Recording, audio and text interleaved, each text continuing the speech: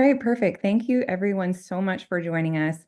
Like Shanna said, this session is being recorded just to let you know.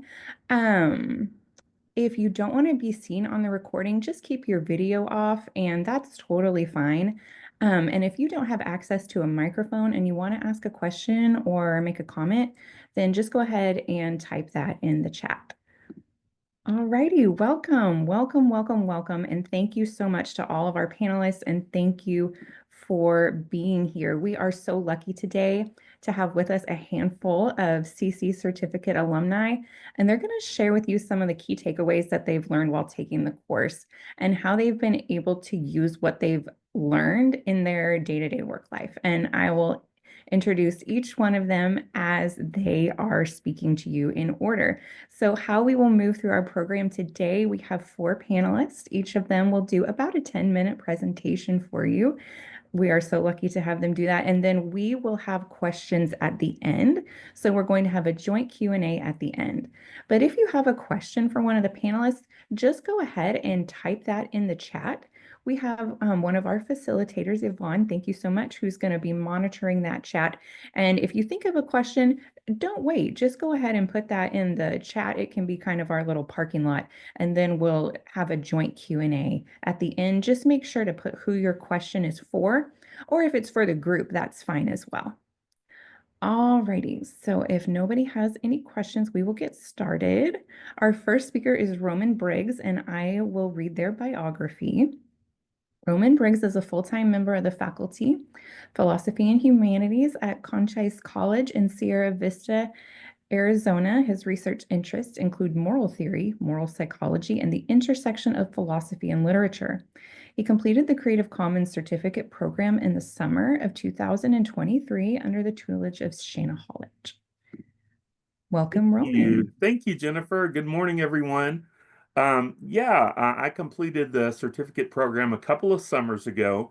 And just to make sure, can everyone hear me okay? My mic is okay, good. Thank you. For my final project, I wrote a research paper. I ended up breaking that up and rewriting portions of it as 2 different papers. And last fall, I published that in the journal Information, Medium, and Society in succession, a couple of the papers. And so I just wanted to kind of share some of the ideas from the first of those. Probably won't have time for anything about the second with you guys. So my intended audience for both of those papers is made up of creators, and specifically creators of digitizable items like, I don't know, PDF files and MP3s and all sorts of things like that that we can share with each other online. And in the papers, I'm exploring folk intuitions about creators and their creations and what are often referred to as moral rights that creators possess. So those are the non-pecuniary, often thought to be non-waivable rights to things like attribution. So we refer to the creator and give them credit. Non-distortion. So we don't want to harm their creation and things like that. And in the first of the papers, I offer kind of a critical analysis of these intuitions as they show up in the work of John Locke. So, yeah. So I go to Locke because not only is he kind of the originator of a particular theory of possessing personal private property that continues to hold sway with scholars, but his intuitions also line up or tend to line up with the majority of the folk, right? And so I kind of take that as a starting point in looking at how I can kind of deflate the claim to ownership in a certain kind of way. So just in a nutshell, let me go through Locke's take and then I'll give my response to it. So he starts off by talking about God, which is probably very appropriate in his day and age for a believer like him. He talks about how God created everything ex nihilo, out of nothing. And his theory is really introduced in that moment of creation, because he says in creating out of nothing, again ex nihilo, God mixes God's labor with virtually everything that comes into creation. So simply in willing things to come into existence, God is mixing God's labor, and it is in virtue of mixing that labor with an ownerless thing, in this case, the entire universe and its content, that God comes to have proper ownership over that thing.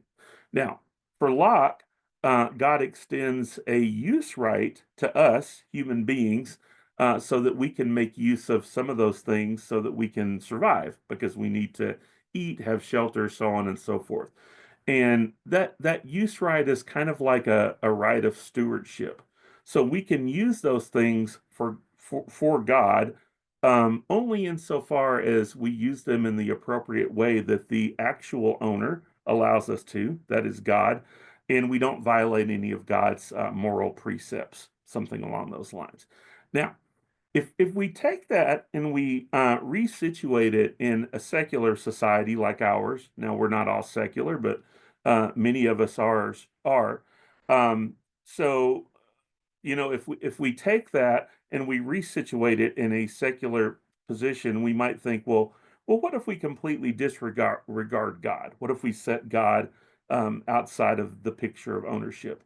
Isn't it then the case that the raw materials for creation, whether we're talking about physical artifacts, creation of those, or less tangible things, ideas, things like that, aren't the raw materials just there as brute facts to be taken in and resituated however we want them to? So, in other words, shouldn't the exclusive share of the credit go to the person that creates or comes up with the idea, right? And I've got a brief quote here from a scholar that holds this position, James Child. He's writing about a friend of his who's an inventor, and Child says this. He says, quote, "The most interesting thing about my friend's ideas as property is that he created them ex nihilo, out of nothing, like God, right? Property was created out of nothing but mental labor. He did not even need raw materials. He needed no stuff with which to mix his labor," close quotes. And so he goes on to argue that whether we're talking about economic rights or moral rights, the inventor, the creator themselves, should have exclusive claim to those rights. But I suggest that we should deflate that because nothing really comes from nothing, right? There really is no barring the existence of God and the creation of God and those sorts of things. When we're talking about human beings, there is no creation ex nihilo, right? Ideas, where applicable in their physical manifestations, aren't born in a vacuum. I think we probably agree to that. Pragmatic ideas owe as much to pre-existing ideas and problems related to inadequate solutions as they do to their creators, right? Creative ideas also owe as much to pre-existing creations as they do to their creators. So, given all this, I lean into what some anthropologists call um, highlighting the collective creative aspect of creation, right? I feel like as creators, we are all constantly in collaboration with our peers who influence us and those that have come before us, right? And in the paper, here I work in discussion of what Lawrence Lessig refers to as Disney creation, where Walt Disney, he takes in different ideas from different places, different influences, kind of mixes those together and comes up with something that we might typically think of as completely novel, but it's actually just a kind of way of resituating, remixing, augmenting, fusing ideas into something that appears completely new. So, yes, we should give Walt Disney credit for coming up with Mickey Mouse, but we should also give credit to, for example, Al Jolson, right? Because Walt Disney was directly influenced by the jazz singer in incorporating sound into the first short featuring Mickey Mouse. He directly references a Buster Keaton film in the title, Steamboat Willie Jr. of that short. The Buster Keaton film was Steamboat Bill Jr. And so there are all sorts of ideas that are kind of coming into being integrated in a new way here. So absolutely give the creator credit, but at the same time, I don't believe should give them exclusive credit for the thing because they're drawing from so many different influences, both contemporaneously and from the past. And given that, as creators, we should think of ourselves not as exclusive moral rights holders to a thing, but as someone who's in kind of conversation and in collective creation with our community. Now, given that, the normative part of this, and I'll wrap up with this, comes in here. I argue that given everything that I've just said, we all, as creators, have an imperfect moral duty to contribute to the commons, because since we were influenced by others, since we borrowed from others, since everyone else kind of boosted us up and gave us a lift, we could and should share with the greater creative community. And of course, I go into the CC licenses with specifics about how we can share in what ways in the second of those papers.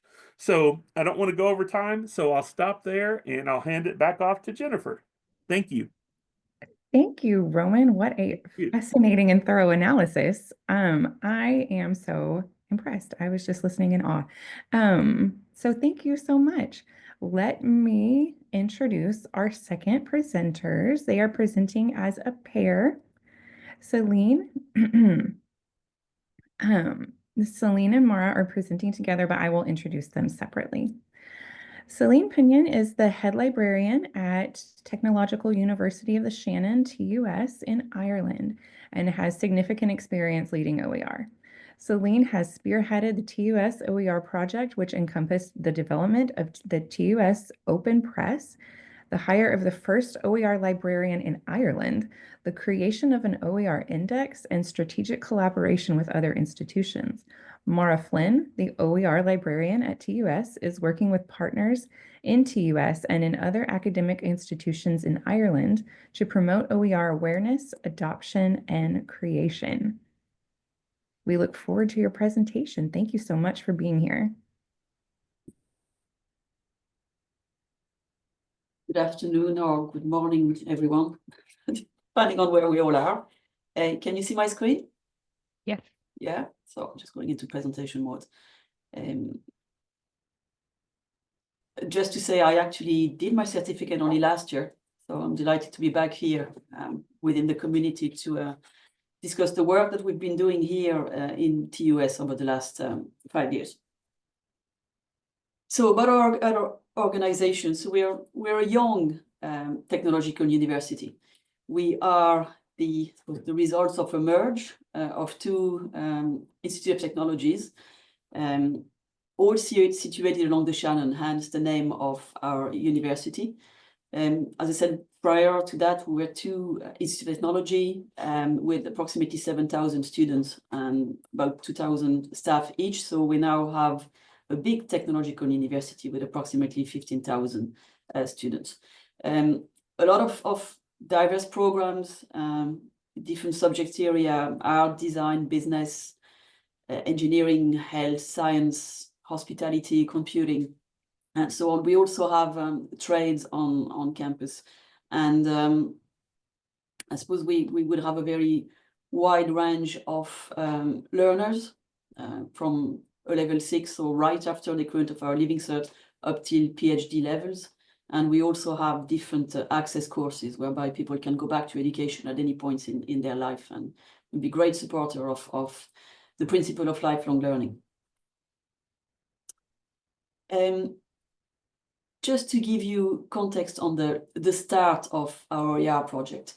In 2019-2020, following the results of a national survey, we have national survey of students in Ireland on a yearly basis.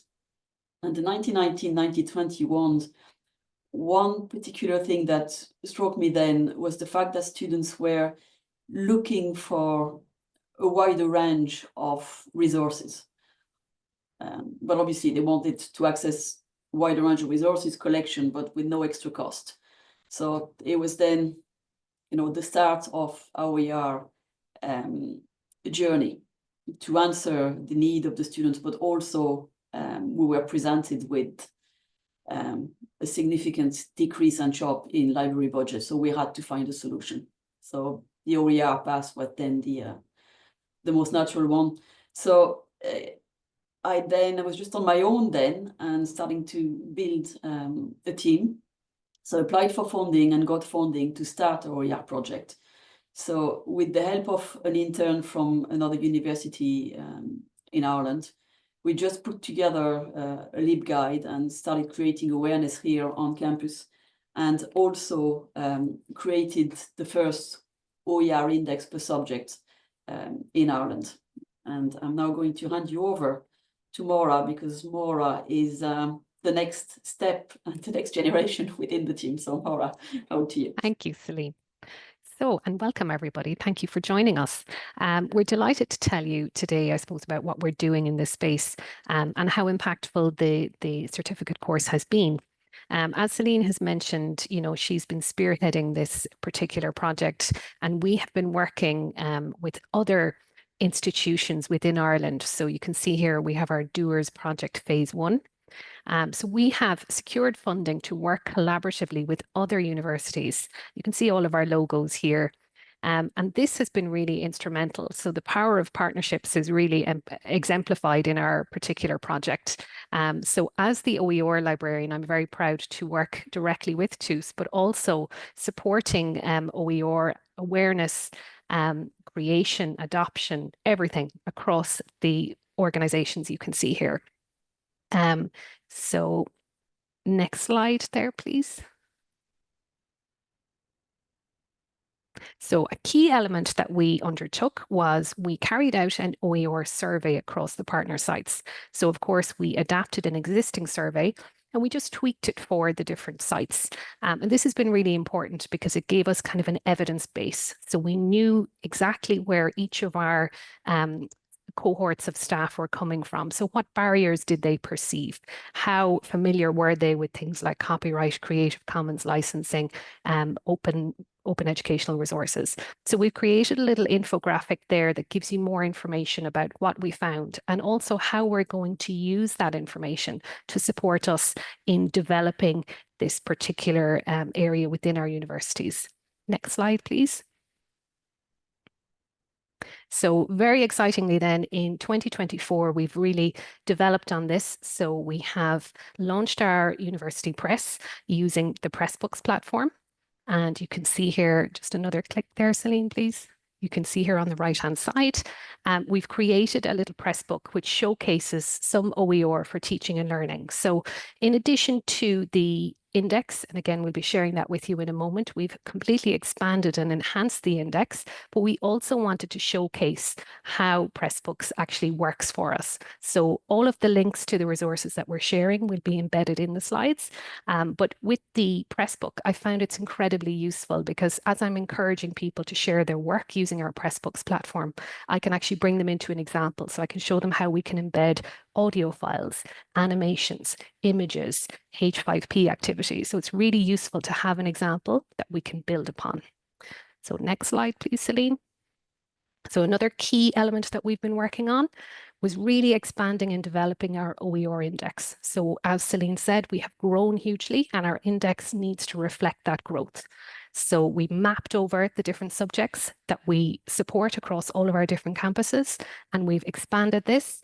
Just this week, I've actually sent on to a wonderful colleague of ours, Saoirse, some new content to be added in there. So under our research subject, for example, we're adding in videos, conference recordings, podcasts, a brand new OER around research metrics that's just about to be launched this month in Ireland. So it's a really exciting space to have somewhere where we can showcase these resources for our colleagues and the broader community. Next slide, please. So this is a key part of what we do. We're providing training all the time, we're advocating all the time, we're networking all the time, and we're sharing as much as possible. And again, we would encourage you, it's a key part of, what you need to do to continue this effort. It can take multiple times telling the same person the same thing in a very nice way. It can take multiple times. for them to feel the benefit themselves of open. That's been my experience anyway. I'm going to hand back to Celine. Lovely. Thank you, Maura. And look, we just want to finish with reflections, because the project is still growing. We are going to onboard other university in the country. So the collaboration is ongoing, and the work on our own campus is ongoing. But they are enablers, they are champions, they are certain factors that are very important to a successful, I suppose, OER journey for any higher education institution. And I just find for us the key enabler was the buy-in of the organization. We had support right from the start from senior management, and there was an understanding that open wasn't simply a trend, that the benefit of open and open educational practices and the benefits of adding OER to our teaching material was really, really significant. And again, there was that understanding, and this is pushed by, I suppose, the different SDG and all the different policies globally and locally. There was an understanding that it's not something we could ignore, and it's something we had to embrace. So again, trying to create awareness amongst colleagues and amongst academics sometimes is just not enough. You need to push and go higher. You need to be at the table at subcommittees, at academic councils, with deans, with vice presidents, with presidents. You have to keep pushing. Library leadership and advocacy obviously is also very, very important. I was very fortunate to be in the role, but it's not something that you can simply build from the ground up. Every level has to be involved. Another big piece there for us was our advocacy at, I suppose, within the program development teams, and an attendance at every single programmatic review. So one of us is in there. One of us is able to look at teaching material, reading lists, and remind our colleagues regularly, look, we don't have enough open access materials. So why don't you look at alternative? What about OER? You have yourself built and created content that should be shared, that is valuable. Or other people have created contents that you should be using. So it's trying to get into the mindset and being able to remind constantly, it is there. What you've created should be shared, and what other people have created should be used. So the whole concept of openness is very important.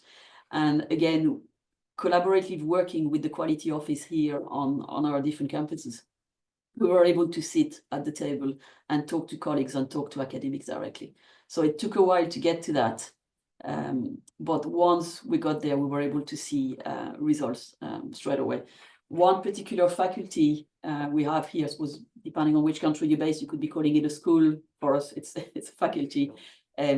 We were able there to hire for somebody to work within the faculty and to start replacing, I suppose, traditional textbooks or material that would be behind paywalls with open access material and OER. And I'm happy to report that for that particular faculty, we've almost reached 80%. So this was a significant milestone for the university. The other faculty are following suit. It takes a bit more time because they suppose they have more of a hybrid model around delivery of classes. So it's not always very easy to, I suppose, push the fact that you can't be simply relying on us buying books or us buying resources. Because they have a more traditional setup. We are getting there and we are making progress. The next big is partnering with our teaching and learning colleagues. Again, a very, very important partnership here on campus, and obviously partnership and collaboration with other library colleagues within the country and beyond. All those new connections, all that networking is part of our success. And as Maura has just said previously, be tenacious, keep at it, keep pushing the message. Somebody might not get it the first time, might not have time, because obviously our colleagues, our academic colleagues are busy. But you'd be amazed once you can sit down and show them what's out there. There's always a bit of hand-holding initially, because obviously trying to look for an OER can be a bit overwhelming. There's so many platforms out there, people don't know where to start. But if you have a proper toolkit in place, if you have a plan in place, you can actually bring them through it. And you'll be amazed each time you bring somebody new to the system and you start showing them what you have. I'm always amazed to see when they leave us, how impressed they are and how engaged they are with the whole concept. So keep at it, keep pushing, keep spreading the word, and you will see success. Thank you so much, Selena and Mara. I absolutely agree. With a toolkit and a plan, you can go very, very far. And thank you so much for having seats at those tables and giving open the attention that it deserves. Thank you so much. Let me announce our third presenter. And just a reminder, if you have questions for our presenters, feel free to drop those in the chat. Our third presenter today, we have Ms. Shushuma Rao, digital learning designer from India and EdTech consulting from India, Moodle certified educator, OER enthusiast, and OE Global finalist 2022 in the educator category. We have an EdTech professional with a steadfast career record of 15 years in promoting and advancing the utilization of technology in the curriculum.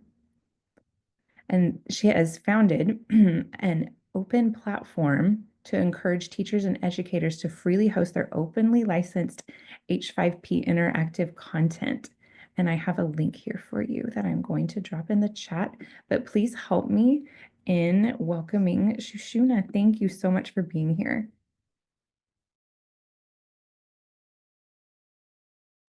Am I audible? Thank you. Yep, you're good. Thank you. Namaste. Greetings to you all.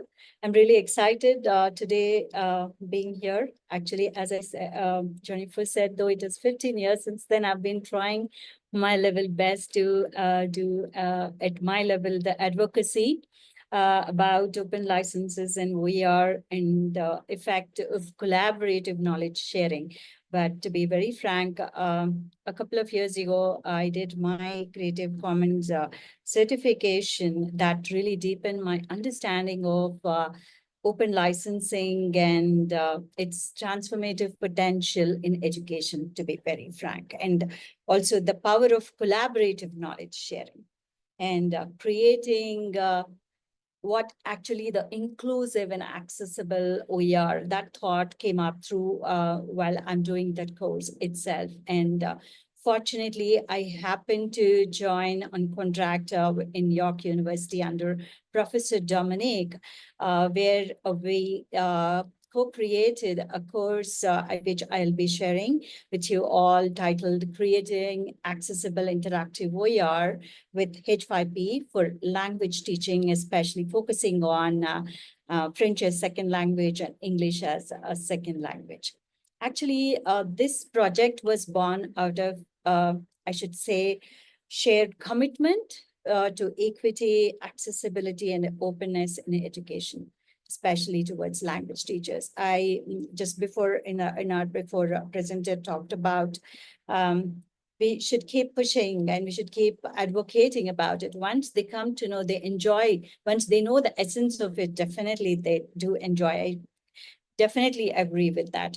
In talking about this course, we try to introduce educators to the essentials of OER, from understanding what they are to exploring open licenses in a way where educators can enjoy with interactive activities. And also we try to reuse already built materials. And we did some exercises and created some templates, worksheets to utilize in by teacher educators also, how to find reusable resources. And I'll talk more about it and when I share my screen.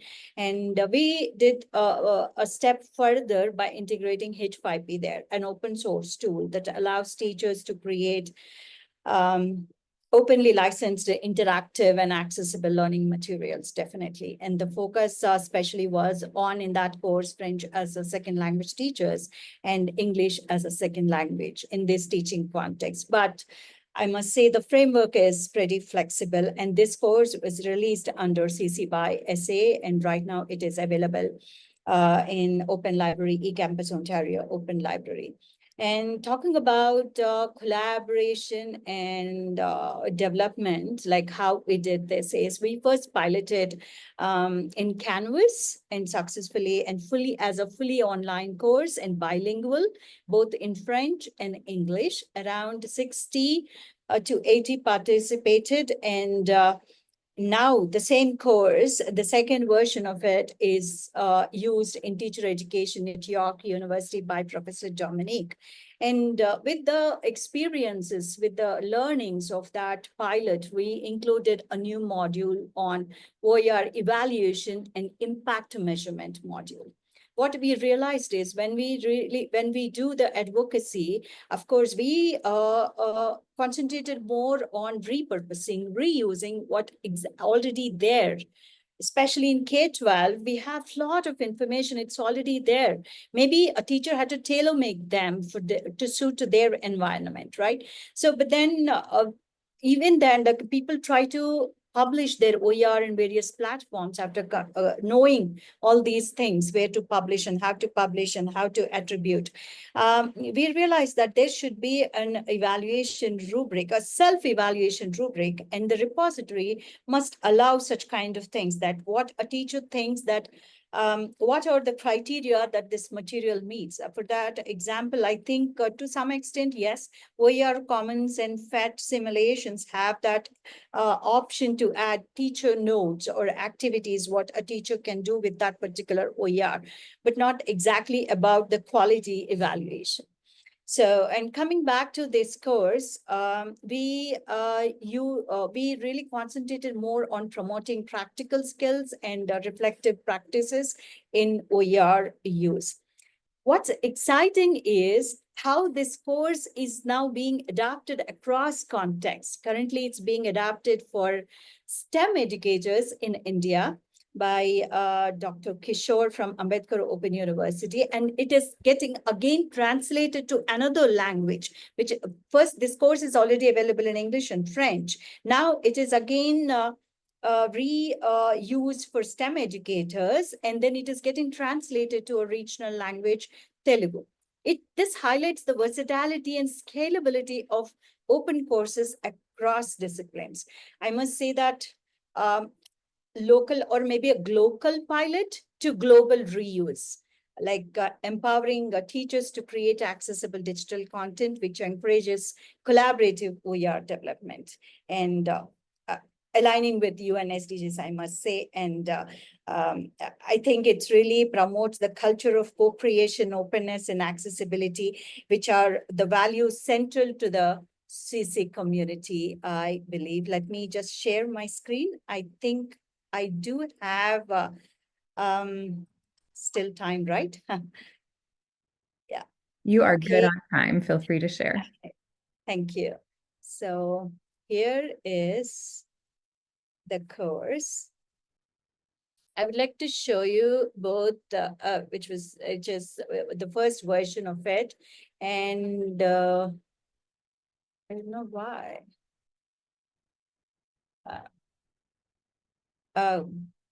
Let me make it. Okay. Sorry for that. I'm sharing again. Yeah. Can you see my screen now? I think yes. Yep, there we go. Yeah. Thank you. So first we piloted talking about OER, and the second module about not to miss about accessibility, because this is where because we realized that many people in one of the previous Open Education for Better World courses I did on accessibility, to utilize a basic accessibility checkers in our Microsoft applications or documents that we create every day. We realized that this is really important to teach them about accessibility, because whatever we create, that should cater to everyone. Right, so we introduced this, and then the final output is accessible interactive OER. And then coming to the next version of it right now, it is used in York, is that the module we added is how to measure the impact of the interactive and accessible OER in teaching environment. That what we did is we explained about what they are supposed to do in the previous modules, that they have to come up with the accessible, reusable, interactive OER. And we also trained them on where to publish, how to publish. And then we are asking them to do a survey. A sample questions were given to provided to them to administer the survey and summarize the data and how effective is that the impact of that particular interactive OER that they have created. So that is the new module that we have added. And about coming up to the one which I mentioned about finding OER, like when this is used in workshops by Professor Dominic, I'm very happy to see my Professor Dominic in one of the participants here. So we thought, like, first we did with the one version of it, how to find what to do. And there are various evaluation checklists already available for quality check, but we tried to add few more things with the help of that course and also with the help of the workshops that are going on now. And also we trying to add few things like uh, um, is the content, if they are remixing it, what is their plan to remix? Are they using any AI tool? If yes, what is the prompt, how they are going to use, and then where they are going to publish all this. They plan not just about finding it. We are more focusing on first to find it and evaluate it and then remix it. While remixing it, how they are going to do it. So these are the templates. Again, all of them are openly available. Even the course is right now available in Open Library, eCampus Open Library. And we are going to update it with the version 2 also pretty soon. And I think this is overall about one course that I would like to talk today, but also there is one more mention that I would like to do here is whatever the advocacy I was doing all these years, I'm very proud that to see few people coming forward to adopt open courses, which are the participants of my the experience that I gained through the CC certifications. After that, whatever the workshops I've been conducting, so few of them are who are adapting these courses are. This course is they are from those workshops, and now, as Salim said, we should keep pushing, we should keep advocating about openness and open culture. Then definitely we can see a more open world. And yeah, and one more professor came up with entirely reused open material and combined it together as one of the biology textbooks. I'd like to share that link here with you all. This is about my experience in past 2 years I've been doing after my certification. Thank you. Thank you. And Dominic is here. Hi, Dominic. If I think she added few things about what we have done too. If you have any questions, I think in Q&A session, you can post the questions to us. Thank you. Thank you so much. And an amazing, huge round of virtual applause for everyone so far. What an amazing multimodal resource for everyone. That's the beauty of Creative Commons. It's for everyone. Yes, thank you so, so much. All right, our final presenter, Fritri, are you ready? All right, let me introduce her and we will get rolling. I am so excited to hear this. All righty. Fritri, I'm sorry, Fritriayu Pignali serves as the chapter leader of Creative Commons Indonesia. She joined CCID in 2017 with a strong passion for promoting a culture of knowledge sharing. Since 2020, alongside the CCID team, she has organized the online boot camp for open educational resources for educators. Currently, Fitriayu leads the OER project, empowering OER stakeholders and educators in Indonesia. Please welcome Fitriayu. Thank you for the introduction. Let me share my screen.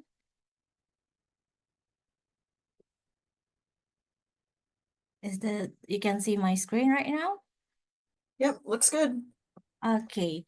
First of all, hi everyone. First of all, thank you for inviting me in this special webinar. It's such an honor for me to represent Creative Commons Indonesia and share what we've doing so far.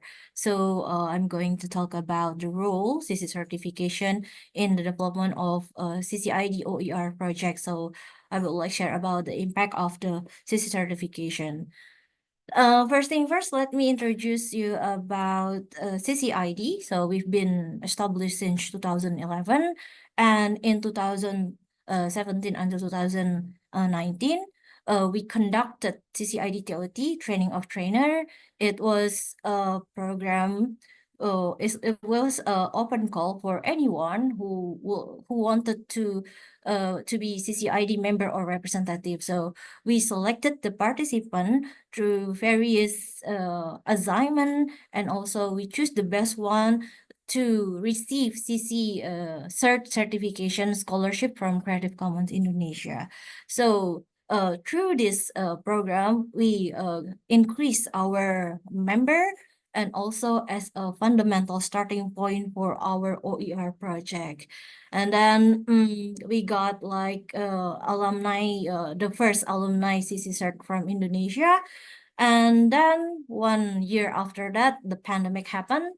And we saw the news from Indonesia that so many educators got copyright infringement because they forced to create online teaching, online learning material, and they have no idea about copyright, and they don't know anything about OER. So as a quick response, we are as 6 alumni initiate OER training bootcamp, which is a simple OER training. We would like to implement what we got, the skill and the knowledge that we got from CCCert. And then this training successfully conducted for 21 educator for 1 month. We just doing simple using our Zoom for every weekend, and then we got funded from CCSG Awesome Fund at the time.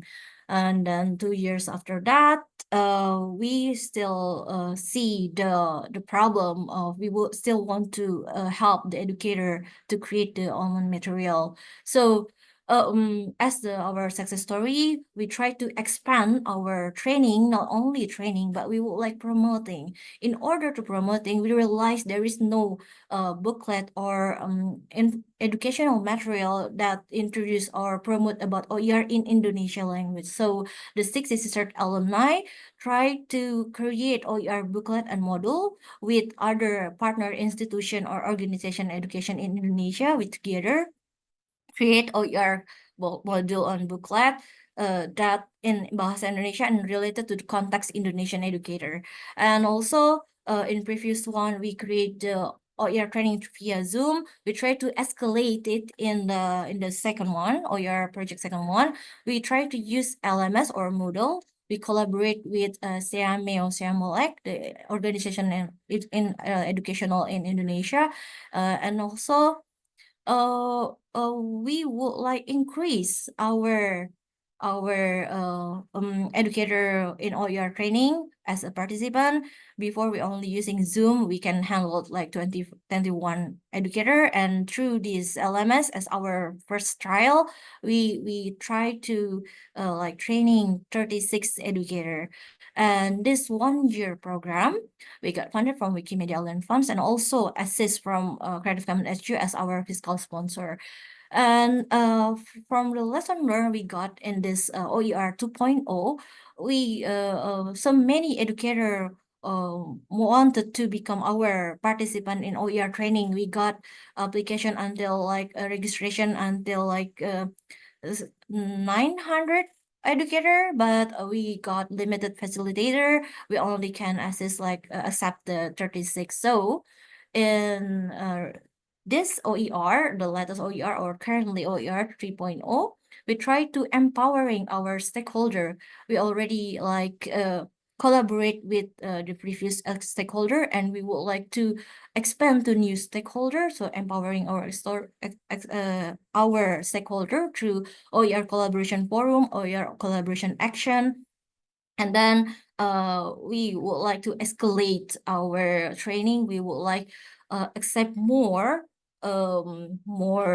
participant or educators. So we try to increase our CC Cert alumni or our CC OER training by giving the second scholarship. So the first batch scholarship from Creative Commons Indonesia in before pandemic, and the second batch scholarship CC Cert from CCID is the last year. We offering 7 scholarship CC Cert for the best participant in the OER 1.0 and OER 2.0. So they were the best participant in our OER training, and we offer them a scholarship and ask them to be our OER training. And the result is there is 12 CC Cert alumni total from the old and the new one, becoming the trainer on the OER training that assists 120 educators. So this is we would like to see the big picture, the development of our OER project from the fundamental from the previous one until 2020 until right now. Creative CC Cert playing a important role in our program.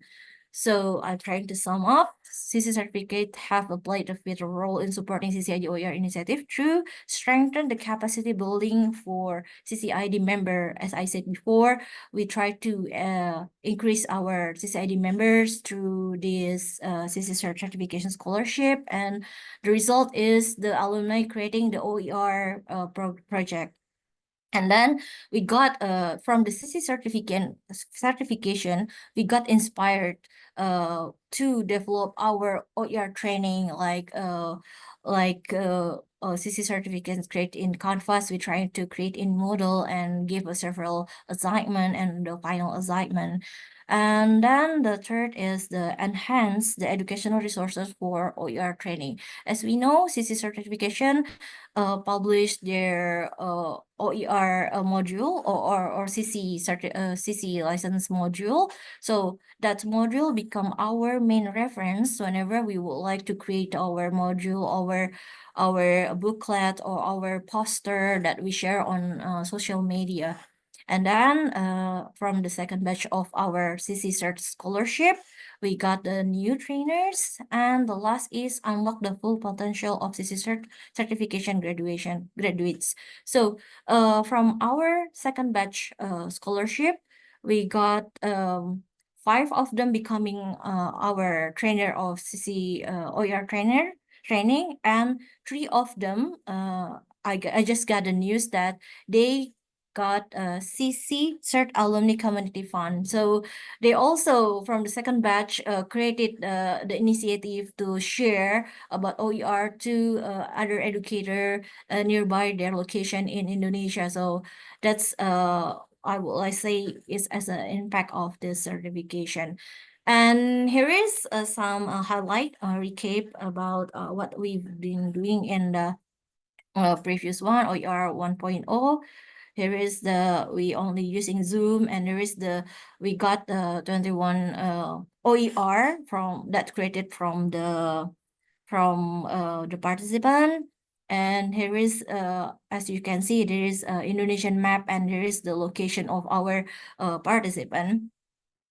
And then from to escalate more, We got lesson learned. We want to promoting and fostering OER educators in Indonesia. We try to create a booklet that we said we drafted it collaboratively, and you can see there's the link. You can see and download it on Wikimedia Commons, and then we also create the module for the trainer. And we're trying to using Moodle with the Seameo Seamolak to conduct our OER training. And then the last thing is after we already collaborate with our partner and we would like to empowering our stakeholders and educator that, like I said before, we creating OER collaboration forum and we made online campaign with our stakeholder through Instagram because Instagram is quite powerful in Indonesia. And here is the step of our training. We have 3 stages. First stage is about the basic of educational OER. We got 497 participants. They will self-learning in this stage, and then they for the best 120 participant will will do the practice about OER. They will have a final assignment to create it OER, and of course, this participant in the second stage will facilitate it with our facilitator. Will accompany with our facilitator, and the last is they have to do the dissemination. And today we already reached this point, this stage, dissemination after next month. So this is we try to escalate and develop our OER training from the first 20 OER first and until the OER third in our projects.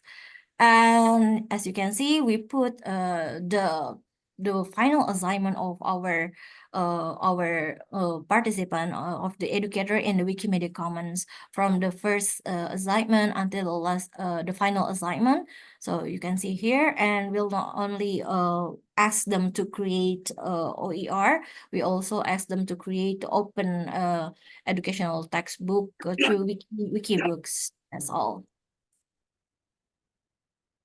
Thank you.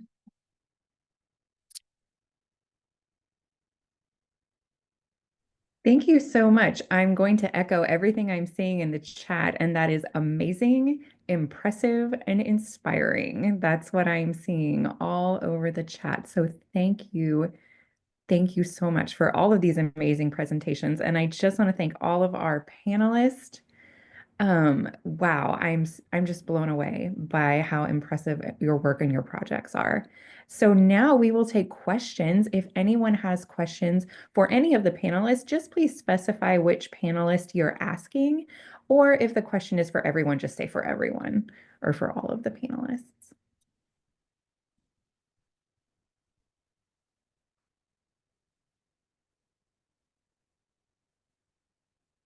I'm going to just look at the chat.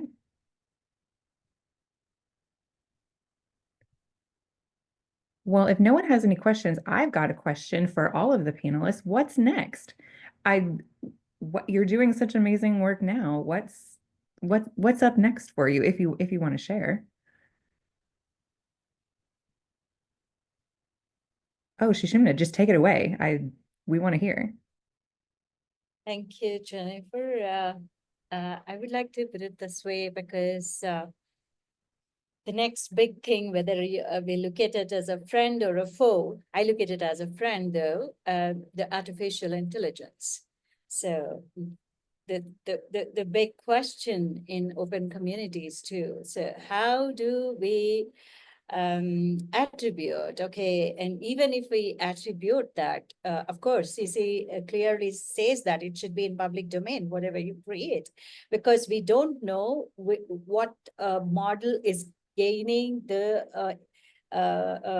data from where. We don't know unless it is trained by a particular sources. We can't really rely on that. But then its onus is on people and advocates, open advocates, that how ethically or responsibly use that and then attribute, or to to which extent we can literally use, to what extent we can use. For example, we are trying to use AI translations. I think somebody already posted in the chat, but when we are doing this plurilingual projects, yes, but my question and to all of you again here is that what are the practices if you are already doing it? And I would like to hear from you all, because for me, it's a big question in front of me, because every time I do a session that they come forward and say that, okay, I generated this with this particular language model. I advise them, because we don't have yet in our country the AI guidelines, maybe. So I follow various articles and I guide them on that to utilize the prompt to be openly licensed, and then you should specify where it is, what model you have used, where it is, and the URL, and then release it in the public domain with your name and date, how you retrieved it. So I would like to ask you all that, is it correct thing to do in this current scenario? Dominique, I see your hand up. Let's hear it. Been working with Shushumna, and we did actually lots of webinar during Open Education Month, and linked to that questions of AI and the discussion that we are having in Canada to actually have the different OER repository kind of work together is we know they are using AI. Some institutions and even school boards are purchasing like suite so that their educators can use AI to develop content and then license it under Creative Commons. So what the result of a conversation we had during Open Education Month was to say that what we can do nationally is to actually apply a kind of a lens, a critical lens on documents being co-developed with AI, so that the results, when they are deposited on repositories, still meet the diversity and the inclusion of the learners or the teachers.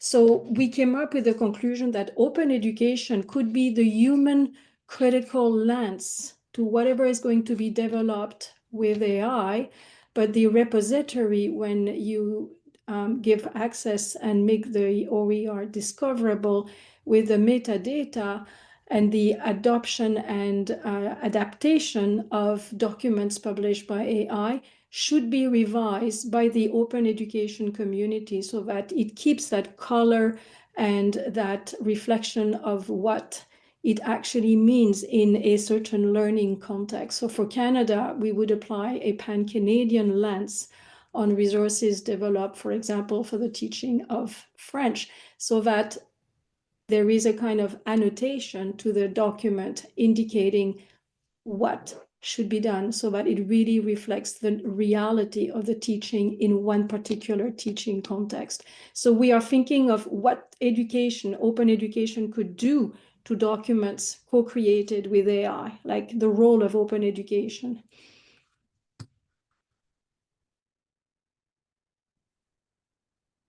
Thank you so much for your perspective. That's so valuable. Thank you, everyone. It has just such interesting, insightful things to say. Celine, please contribute.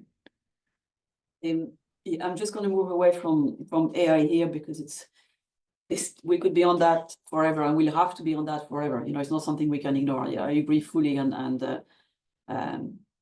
really agree with what you mentioned and the approach to take on that. I just want to go back to the question you have of, what's next.